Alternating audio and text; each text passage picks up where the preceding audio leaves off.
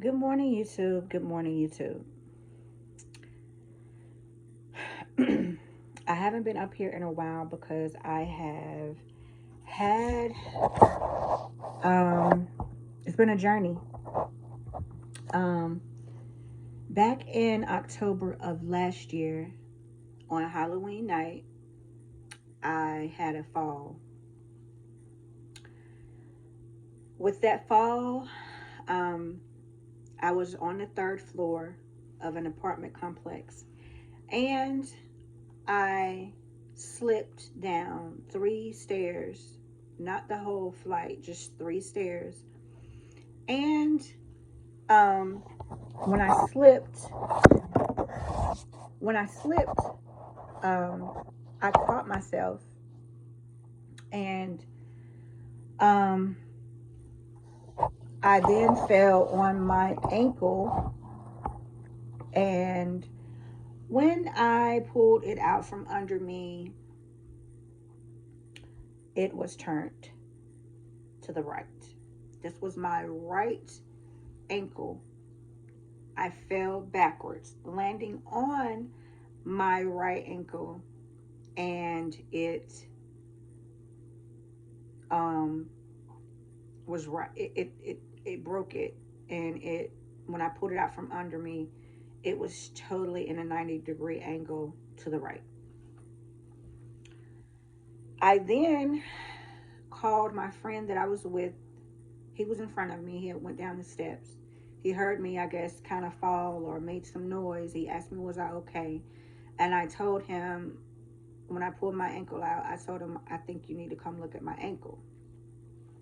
So he comes, he puts his box down, he comes back, and he is like frantic. Like, he's like, oh my God, oh my God, oh my God. I'm like, no, please don't do this, because even though my ankle is looking like this, I don't know if I was in shock or what, but at this time, I'm like, oh my God, is this my ankle? I'm not crying, I'm not hollering or any of that. So he called 911, and it took them a good 10, 15 minutes to get there.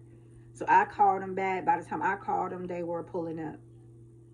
So when they came up there, um, they were looking at us like, what in the world happened? Because we were at an apartment complex and we were cleaning out units, where like people get evicted or move out and leave like a lot of stuff in the unit. So we were cleaning that stuff out. So I had a tote bag that had like dishes in it on my left shoulder, and then I had like a pan. It was like some type of pot or pan in my right hand. So um I remember the kitchen being kind of slick. I really didn't pay attention to it, but I'm assuming that whatever that was on that kitchen floor was still on my shoe when I went to go down the steps. So getting back to the steps, um yeah.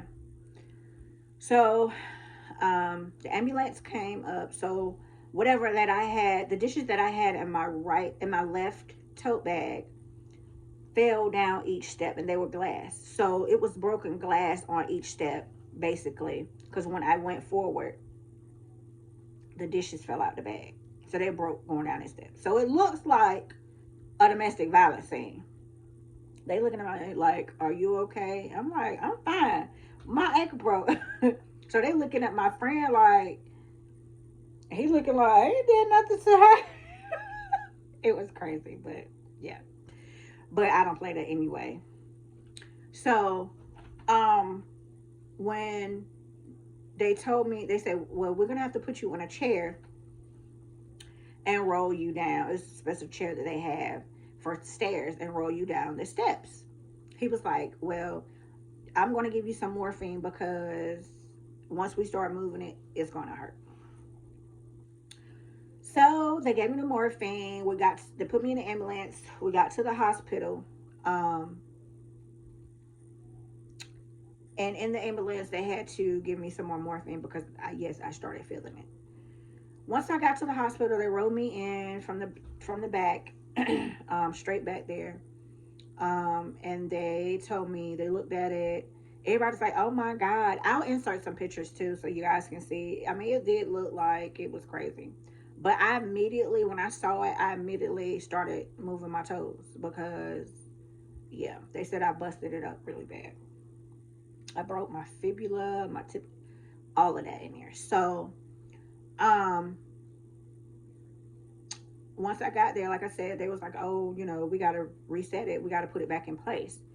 So they put me to sleep to do that. And when I woke up, it was back straight and it had a cast on it.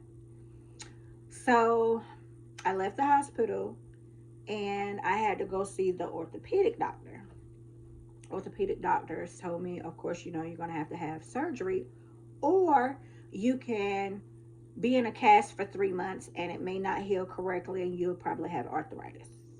I should have went that way because on November the 16th, I had surgery. 5 days later, November the 22nd, November 22nd, I was in the hospital with sepsis, going into septic shock. Backing up a little bit, on the afternoon of November 22nd, 5 days later, after November 16th, I had a fever. No, I know I didn't feel good. I just didn't feel like doing anything. I was weak. I didn't want to eat. And I know I wanted to keep the air on 63. I didn't feel like I had a fever, but that's what I wanted to do. So I'm saying to myself, I'm like, girl, something's probably wrong, call the ambulance. So my son, while I was thinking that, my son went ahead and called him. When he came back in the room, he had him on the phone. So they got here and he took my temperature. He said, you have a fever of 103.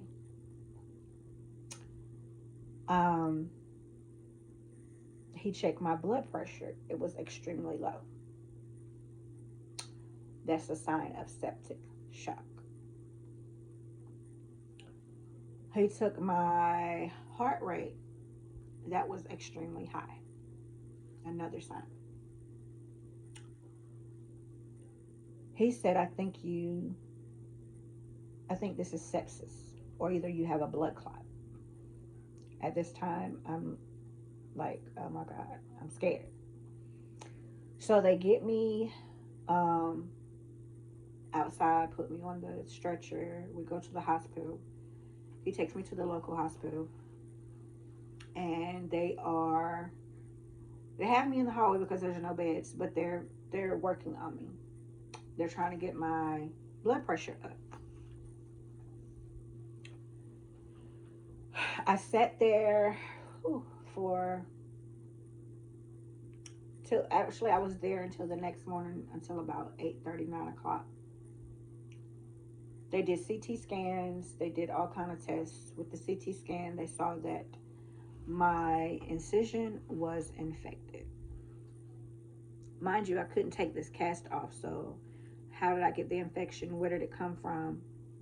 I don't know.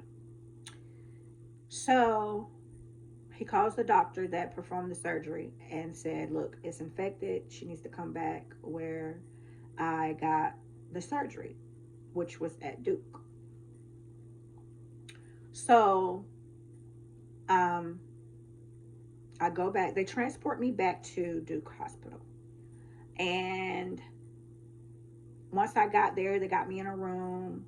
And one of the doctor's colleagues come in because at this time it's Thanksgiving. I think it's the day before Thanksgiving, maybe 2 days before Thanksgiving. The doctor that performed the surgery is out of town. So one of his colleagues come in. He cuts the cast off. It's a soft cast. It's a hard cast, but it's still a soft cast. Cuts the cast off and he opens it up. It was swollen. It was bleeding. It was pus. I was just Like, what in the world?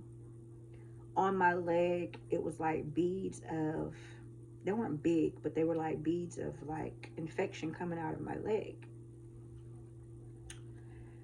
They told me I had staph, MRSA, and then sepsis. You get sepsis once the bacteria goes into your bloodstream. So he says, he goes back outside. He said it's definitely infected. He goes back from outside, gets on his phone. I hear him talking. He was like, I've got to go in and clean this out. He didn't give me time to get we put to sleep. He did a local anesthesia. I felt every last scrub, every last stitch went back in my leg after he was closing it up. I felt everything. He was giving me medicine, but I still felt everything. That local anesthesia did not work. So if anybody tells you that and you have a high pain tolerance, no, get put to sleep. Um, so by this time, after he does all of that, at that time I was holding the nurse's hand, just squeezing it. She was like, she still feels it. He would give me another needle. I still felt it. It was terrible. I don't ever want to go back through that again. So they rolled me back to my room. By this time, they're telling me, they've got to get my blood pressure back up. It took them 3 days to get my blood pressure back up. I was just laying in the bed, just like, God, I'm scared.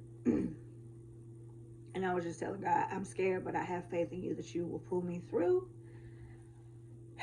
And, my family was coming in seeing me and stuff. And